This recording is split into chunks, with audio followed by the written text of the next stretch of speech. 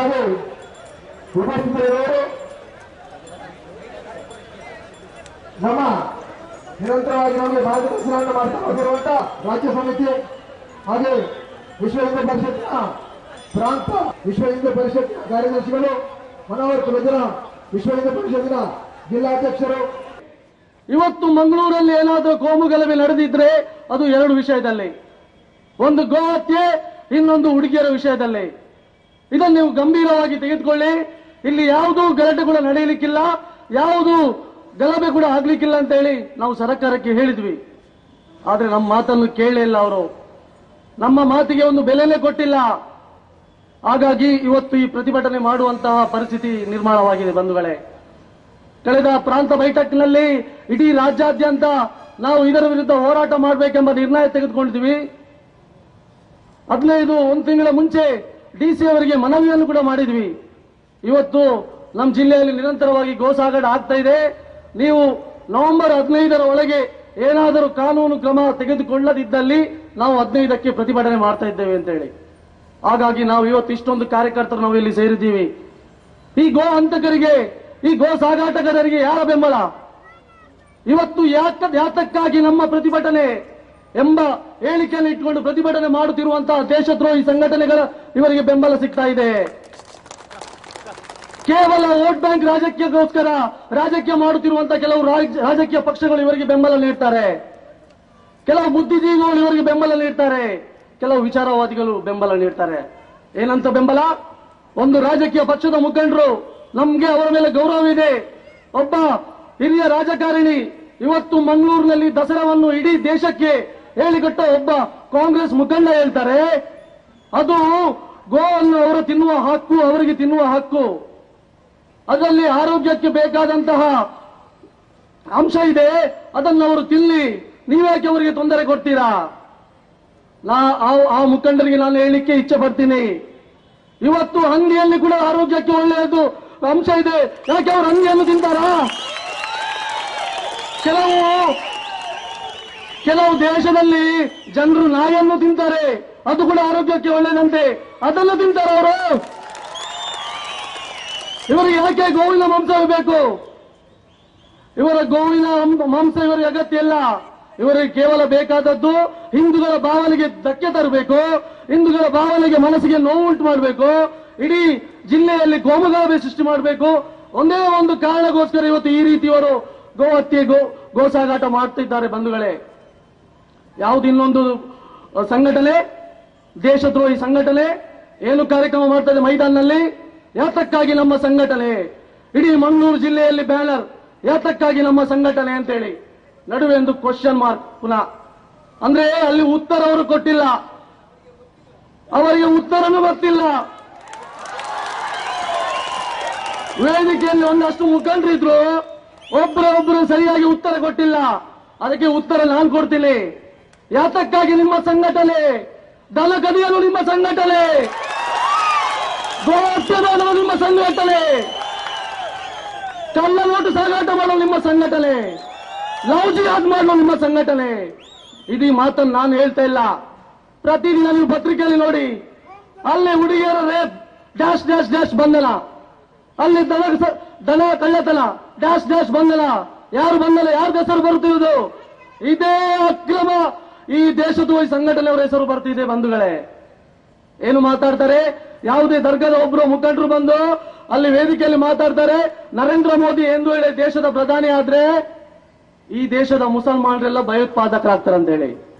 ಆ ಕಾರ್ಯಕ್ರಮದ ಮುಗಿದ ಮರುದಿವಸ ನನಗೊಬ್ರು ಪೊಲೀಸ್ ಆಫೀಸರ್ ಸಿಗ್ತಾರೆ. ಅವ್ರು ನನ್ನ ಹತ್ರ ಒಂದು ಮಾತನ್ನು ಹೇಳ್ತಾರೆ, ಶರಣ್ ಏನ್ ಹೇಳ್ತೀಯ, ನರೇಂದ್ರ ಮೋದಿ ಪ್ರಧಾನಿ ಆದ್ರೆ ಇಡೀ ದೇಶದಲ್ಲಿ ಭಯೋತ್ಪಾದಕರು ತುಂಬ್ತಾರಲ್ಲ ಮಾರ, ಏನ್ ಮಾಡುವುದು ಅಂತ ಹೇಳಿ. ನಾನು ಅದಕ್ಕೆ ಒಂದು ಮಾತನ್ನು ಹೇಳಿದೆ ಆಫೀಸರ್ಗೆ, ಸರ್ ನೀವೇನು ಚಿಂತೆ ಮಾಡಬೇಡಿ, ನಮ್ಮ ದೇಶದಲ್ಲಿ ನರೇಂದ್ರ ಮೋದಿ ಏನಾದ್ರೂ ಪ್ರಧಾನಿ ಆದ್ರೆ ಈ ಭಯೋತ್ಪಾದಕರು ನಾವು ಕಲ್ಲಲ್ಲಿ ಹೊಡೆದು ಓಡಿಸ್ತೀವಿ. ಪಕ್ಕನೆ ಪೊಲೀಸ್ ಆಫೀಸರ್ ಅಲ್ಲಿಂದ ಹೊರಟು ಬಿಟ್ರು. ಅವರಿಗೆ ಹೆದರಿಕೆ ಆಯ್ತಾ ಏನ ನನ್ಗೆ ಗೊತ್ತಿಲ್ಲ. ಆದ್ರೆ ಒಂದಂತೂ ಸತ್ಯ, ನಮ್ಮ ಕಾರ್ಯಕರ್ತರೇ, ನಾವು ಇದಕ್ಕೋಸ್ಕರ ನಾವು ಉತ್ತರ ಕೊಡ್ಲೇಬೇಕು. ಗೋ ಹತ್ಯೆ ಮಾಡುವವರೇ, ನೀವು ಗೋ ಹತ್ಯೆಗಾಗಿ ಯಾವುದು ಆಯುಧ ಹತ್ಯಾರನ್ನು ಉಪಯೋಗಿಸ್ತೀರಾ, ಅದೇ ಗೋರಕ್ಷಣೆಗಾಗಿ ನಾವ್ಯಾಕೆ ಅದನ್ನು ಉಪಯೋಗ ಮಾಡಬಾರ್ದು? ನಾವೇಕೆ ಉಪಯೋಗ ಮಾಡಬಾರ್ದು? ನೀವು ನಮ್ಮ ತಾಳ್ಮೆಯನ್ನು ಪರೀಕ್ಷೆ ಮಾಡ್ತೀರಾ? ನೀವೇ ನಮ್ಗೆ ತಾಕತ್ತಿಲ್ಲ ಅಂತ ಅಂದ್ಕೊಂಡಿದ್ದೀರಾ? ಹಿಂದೂ ಸಮಾಜ ಉತ್ತರ ಕೊಟ್ಟದ ನೆನಪು ಮಾಡಿಕೊಳ್ಳಿ. 1998ರಲ್ಲಿ ಸುರತ್ಕಲ್ನ ನೆನಪು ಮಾಡಿಕೊಳ್ಳಿ. 2006ರಲ್ಲಿ ಮಂಗಳೂರಲ್ಲಿ ನೆನಪು ಮಾಡಿಕೊಳ್ಳಿ. ಯಾವ ರೀತಿ ಹಿಂದೂ ಸಮಾಜ ಉತ್ತರ ಕೊಟ್ಟಿದೆ ಅಂತೇಳಿ. ನಮ್ಗೇನು ತಾಕತ್ತಿಲ್ಲ ಅಂತ ಅಂದ್ಕೊಳ್ಬೇಡಿ. ನಮ್ಮ ತಾಕತ್ತನ್ನು ನಾವು ತೋರಿಸ್ತೀವಿ. ನೀವು ಮುಂದಿನ ದಿವಸದಲ್ಲಿ ಏನಾದ್ರೂ ಈ ಅಕ್ರಮ ಕಸಾಯಿಖಾನೆ, ಅಕ್ರಮ ಗೋ ಸಾಗಾಟ ನಿಲ್ಲಿಸದಿದ್ದಲ್ಲಿ ಎಚ್ಚರಿಕೆಯನ್ನು ಈ ಸಂದರ್ಭದಲ್ಲಿ ಕೊಡ್ಲಿಕ್ಕೆ ಬಯಸ್ತೀನಿ. ಆತ್ಮೀಯ ಶರಣರು ಮಾತನಾಡುವಾಗ ಒಂದು ಮಾತನ್ನು ಹೇಳಿದರು. ಮಂಗಳೂರಿನ ಒಬ್ಬ ರಾಜಕೀಯ ನಾಯಕ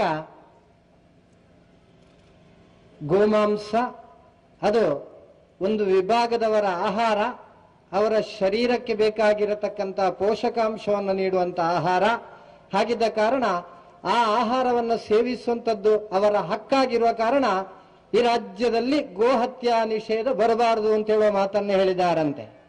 ಬಂಧುಗಳೇ, ಭಾರತದಾದ್ಯಂತ ತನ್ನದ್ದಾಗಿರತಕ್ಕಂಥ ಕಬಂಧ ಬಾಹುವನ್ನು ಚಾಚಿ ಇಡೀ ಹಿಂದೂ ಸಮಾಜವನ್ನ ಪರಿಪೂರ್ಣವಾಗಿ ನಶಿಸಲಿಕ್ಕೋಸ್ಕರವಾಗಿ ಸಂಕಲ್ಪವನ್ನು ತೊಟ್ಟಿರತಕ್ಕಂಥ ಪಾಪ್ಯುಲರ್ ಫ್ರಂಟ್ ಆಫ್ ಇಂಡಿಯಾ ಎಂಬ ಸಂಘಟನೆಯ ಪ್ರತಿಯೊಬ್ಬ ಕಾರ್ಯಕರ್ತನ ಗುರಿ ಹಿಂದೂ ಸಹೋದರಿಯರನ್ನು ತನ್ನ ಕಾಮತೃಷೆಗೆ ಒಳಪಡಿಸುವಂಥದ್ದು, ಅದೇ ರೀತಿ ಮತಾಂತರಗೊಳಿಸುವಂಥದ್ದು ಮತ್ತು ಭಯೋತ್ಪಾದನಾ ಕೃತ್ಯಗಳಲ್ಲಿ ತೊಡಗಿಸಿಕೊಳ್ಳುವಂಥದ್ದು. ಭಾರತ ದೇಶದಲ್ಲಿರತಕ್ಕಂಥ ಒಂದು ವಿಭಾಗದವರು ಗೋಮಾಂಸ ತಿನ್ನುವಂಥದ್ದು ಅವರ ಹಕ್ಕಾಗಿದ್ರೆ, ಪಾಪ್ಯುಲರ್ ಫ್ರಂಟ್ ಆಫ್ ಇಂಡಿಯಾದವರಿಗೆ ಹಿಂದೂ ಸಹೋದರಿಯರನ್ನು ಉಪಯೋಗಿಸುವಂಥದ್ದು ಕೂಡ ಹಕ್ಕೆ. ಹಾಗಿದ್ದ ಕಾರಣ ದೊಡ್ಡ ಮನಸ್ಸು ಮಾಡಿ ರಾಜಕೀಯ ನಾಯಕರು ನಿಮ್ಮ ಮಗಳನ್ನು ಪಾಪ್ಯುಲರ್ ಫ್ರಂಟ್ನವರಿಗೆ ದಾನ ಮಾಡಿ ಕೊಟ್ಟು ಮತ್ತೆ ಹಿಂದೂ ಸಮಾಜದ ಹತ್ರ ಮಾತನಾಡುವಂತಹ ಪ್ರಯತ್ನವನ್ನು ಮಾಡಿ ಕೇವಲ ತನ್ನ ಅಧಿಕಾರದ ಕುರ್ಚಿಯನ್ನು ಉಳಿಸಿಕೊಳ್ಳಿಕ್ಕೋಸ್ಕರವಾಗಿ ಇಲ್ಲಿರತಕ್ಕಂಥ ಅಲ್ಪಸಂಖ್ಯಾತರನ್ನು ಓಲೈಸುವುದಕ್ಕೋಸ್ಕರವಾಗಿ ನಾಮುಂದು ತಾಮುಂದು ಎಂಬ ಭಾವನೆಯಲ್ಲಿ ಅನೇಕ ರಾಜಕೀಯ ಧುರೀಣರು ಮಾತನಾಡ್ತಾ ಇದ್ದಾರೆ. ಕಾಶ್ಮೀರದಲ್ಲಿ ಮಾತನಾಡಿದರು. ಕಾಶ್ಮೀರದಲ್ಲಿ ಮಾತನಾಡಿ ಕೊನೆಗೆ ಅವರಿಗೆಲ್ಲ ಬೋಧವಾದದ್ದು ಯಾವಾಗ ಅಂದ್ರೆ, ಅವರ ಮನೆಯ ಗೋವನ್ನು ಕದ್ದೊಯ್ಯುವಾಗ, ಅವರ ಮನೆಯ ಹೆಣ್ಮಕ್ಕಳನ್ನು ಕದ್ದೊಯ್ಯುವಾಗ, ಆ ಸಂದರ್ಭದಲ್ಲಿ ಈ ದೇಶದಲ್ಲಿ ಪರಿಪೂರ್ಣವಾಗಿರತಕ್ಕಂಥ ಸಮಾಜದ ರಕ್ಷಣೆಗೆ, ಧರ್ಮದ ರಕ್ಷಣೆಗೆ, ಹಿಂದುತ್ವದ ರಕ್ಷಣೆಗೋಸ್ಕರವಾಗಿ ಪರಿಪೂರ್ಣವಾಗಿ ಸಮರ್ಪಣೆ ಮಾಡಿಕೊಂಡು ತನ್ನ ಆ ಜೀವವನ್ನು ಕೂಡ ಲೆಕ್ಕಿಸದೆ ಹೋರಾಡುವಂತ ಪೂರ್ಣವಾಗಿರತಕ್ಕಂಥ ಸಂಸ್ಕಾರಯುತವಾಗಿರುವಂತ ರಾಷ್ಟ್ರೀಯ ಸ್ವಯಂ ಸೇವಕ ಸಂಘ ಸಹಿತವಾಗಿರತಕ್ಕಂಥ ಪರಿವಾರ ಸಂಘಟನೆಗಳು ಇವತ್ತಿಗೂ ಜೀವಂತವಾಗಿರುವ ಕಾರಣ ಮಾತ್ರ ಬಂಧುಗಳೇ ನಾನು ನೀವು ಇವತ್ತು ಈ ಮಣ್ಣಿನಲ್ಲಿ ಮಾತನಾಡ್ತಾ ಇದ್ದೇವೆ. ಅಷ್ಟಾಗಿಯೂ ಕೂಡ ನಮ್ಮ ಪರಿಪೂರ್ಣವಾಗಿರತಕ್ಕಂಥ ಶಕ್ತಿಯನ್ನು ಕ್ಷಯಿಸಲಿಕ್ಕಿರತಕ್ಕಂಥ ಪ್ರಯತ್ನಗಳು ನಡೀತಾ ಇದೆ. ಇಲ್ಲಿ ಹೇಳ್ತಾರೆ, ನಮ್ಮ ಕಾರ್ಯಕ್ರಮದ ಫ್ಲೆಕ್ಸ್ ಹಾಕಿದ ಕೂಡಲೇ ಅಧಿಕಾರಿಗಳ ಕಣ್ಣು ಕೆಂಪಾಗುತ್ತದೆ, ಇನ್ನೊಂದು ವಿಭಾಗದವರ ಫ್ಲೆಕ್ಸ್ ಹಾಕಿದ ಕೂಡಲೇ ಅದಕ್ಕೆ ಯಾವುದೇ ರೀತಿಯ ಗೊಂದಲಗಳಿಲ್ಲದೆ ಆ ವ್ಯವಸ್ಥೆಗಳು ಮುಂದುವರಿಯುತ್ತದೆ. ಕೇರಳ ರಾಜ್ಯದಲ್ಲಿ ಈ ವ್ಯವಸ್ಥೆ ಇದೆ. ಯಾಕೆ ಕೇರಳ ರಾಜ್ಯದಲ್ಲಿ ಈ ವ್ಯವಸ್ಥೆ ಇದೆ ನಿಮಗೆಲ್ಲ ಗೊತ್ತಿರಬಹುದು. ಕೇರಳ ರಾಜ್ಯದಲ್ಲಿ ಆಳ್ತಾ ಇರುವಂತದ್ದು UDF ಎಂಬ ಸರ್ಕಾರ. ಆದ್ರೆ ಆ UDF ಎಂಬ ಸರ್ಕಾರದಲ್ಲಿ ಇವತ್ತು ಪರಿಪೂರ್ಣವಾಗಿ ಕೇಂದ್ರೀಕರಿತವಾಗಿರತಕ್ಕಂಥ ಶಕ್ತಿ ಮತ್ತು ಇಡೀ ರಾಜ್ಯವನ್ನ ತನ್ನ ಅಧೀನದಲ್ಲಿ ಇರಿಸಿಕೊಂಡಿರುವಂತದ್ದು Muslim League, Indian Union Muslim League ಎಂಬ ಒಂದು ಪಕ್ಷ. ಆದ್ದರಿಂದ ಇತ್ತೀಚೆಗೆ ಒಬ್ಬ ಮುಸಲ್ಮಾನ ಸಚಿವ ಕೇರಳದಲ್ಲಿ ಒಂದು ಮಾತನ್ನು ಹೇಳಿದರು, ಇಲ್ಲಿ ಆಳ್ತಾ ಇರುವಂತದ್ದು UDF ಸರ್ಕಾರವೇ, ಆದ್ರೆ ತೀರ್ಮಾನಗಳೆಲ್ಲ ನಮ್ಮದೇ ಆಚರಣೆಗೆ ಬರ್ತದೆ ಅಷ್ಟೇ ಅಂತ. ಒಬ್ಬ ಭಯೋತ್ಪಾದನೆಗೆ ಪರಿಪೂರಕವಾಗಿ ಶಕ್ತಿಯನ್ನು ಒದಗಿಸಿಕೊಡುವಂತ, ಆ ಭಯೋತ್ಪಾದಕ ಮಾಡುವಂತ ಎಲ್ಲ ಕಾರ್ಯ ಚಟುವಟಿಕೆಗಳು ಕೂಡ ನಿರಂತರವಾಗಿ ಪ್ರೇರಣಾ ಶಕ್ತಿಯನ್ನು ನೀಡುವಂತ ಒಂದು ಸರ್ಕಾರ ಇದ್ದ ರಾಜ್ಯದಲ್ಲಿ ಆ ರೀತಿಯ ಕಾನೂನುಗಳೆಲ್ಲ ಸರ್ವೇ ಸಾಧಾರಣವಾಗಿ ಬರಬಹುದು. ಆದ್ರೆ ಕರ್ನಾಟಕ ರಾಜ್ಯದಲ್ಲಿ ಆ ಪರಿಸ್ಥಿತಿ ಇಲ್ಲ ಬಂಧುಗಳೇ. ಇಲ್ಲಿ ಆ ರೀತಿಯವರು ಆಳುತ್ತಾ ಇಲ್ಲ ಅಥವಾ ಅವರು ಭವಿಷ್ಯತ್ತಿನಲ್ಲಿ ಆಳ್ಲಿಕ್ಕೂ ಇಲ್ಲ.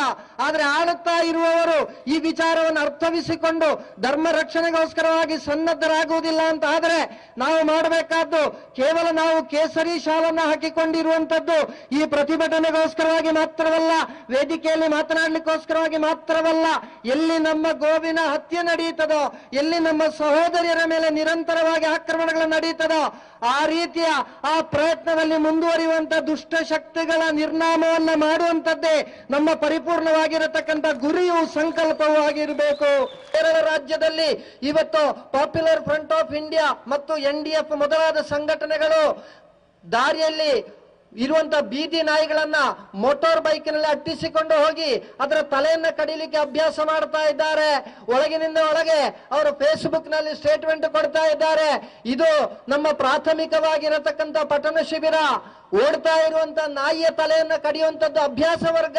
ಇನ್ನು ನಮ್ಮ ಮುಂದಿನ ಗುರಿ ಏನೆಂದ್ರೆ, ಕೇಸರಿ ಸಾಲು ಹಾಕಿ ಈ ಕೇರಳ ರಾಜ್ಯದಲ್ಲಿ ಹಿಂದೂ ಧರ್ಮದ ಸಂರಕ್ಷಣೆಗೆ ಮುಂದಾಗಿರತಕ್ಕಂಥ ನಾಯಕರು ಯಾರಿದ್ದಾರೋ, ಕಾರ್ಯಕರ್ತರು ಯಾರಿದ್ದಾರೋ ಅವರು ಕೂಡ ದಾರಿಯಲ್ಲಿ ನಡೀತಾ ಇರುವಂತ ಸಂದರ್ಭದಲ್ಲಿ ಮೋಟಾರ್ ಬೈಕ್ ನಲ್ಲಿ ಬರ್ತೇವೆ, ಓಡುವಂತ ಸಂದರ್ಭದಲ್ಲಿ ನಾಯಿಯ ತಲೆಯನ್ನ ಕಡಿದ ರೀತಿ ನಾವು ಅವರ ತಲೆಯನ್ನ ಕಡಿತೇವೆ ಅಂತ ಹೇಳುವಂತ ಸಂದೇಶವನ್ನು ಸಾರಿದ್ದಾರೆ.